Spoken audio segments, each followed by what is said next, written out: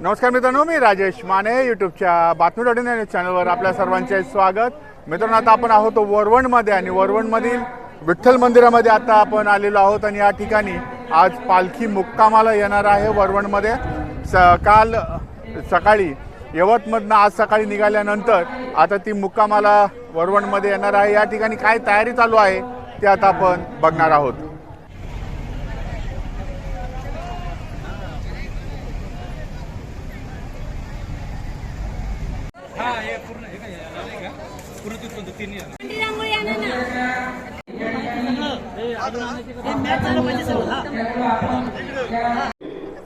या ठिकाणी रांगोळी जे आहे ती आल्यानंतर या ठिकाणी फुलांची सजावट सुद्धा जी आहे ही केली जात आहे आणि या फुलाची सजावट करण्यासाठी या ठिकाणचे शाळेतील विद्यार्थी आणि शिक्षक सतत काम करत असतात।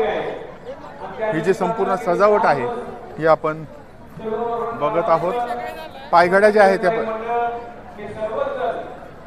अतिशय कष्ट करून या ठिकाणी सुंदर असं परिसर रामकृष्ण हरी। आम्ही भैरवनाथ विद्यालय खुडबाव या विद्यालयाच्या वतीने गेली 26 वर्ष झाले संत तुकाराम महाराज पालखी सोहळ्याच्या निमित्ताने आम्ही बोरी भडक ते उंडोडी या 58 किलोमीटरच्या अंतरावरती रांगोळीच्या पायघड्या घालत असतो। माजी आमदार रमेश अप्पा थोरात यांच्या माध्यमातून हा सगळा उपक्रम गेली 26 वर्षापासून या दौंड तालुक्याच्या 3 मुक्कामामध्ये आम्ही पूर्ण करत असतो। यामध्ये आमच्या शाळेच्या वतीने एक गाडी दिलेली असते, काही मुली असतात आणि त्यांच्या माध्यमातून आम्ही सगळेजण या टीमबरोबर 3 दिवस पालखी सोहळ्याची सजावट करत असतो।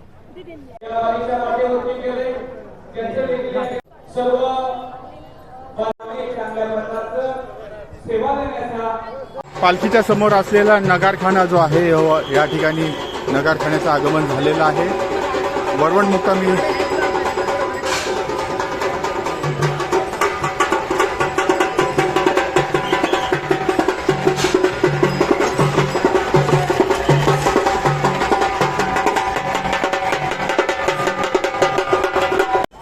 पालखी समोरचे पालखीसोबत असलेले जे अश्व आहेत या अश्वांचं आता या ठिकाणी वरवणमध्ये आगमन झालेलं आहे।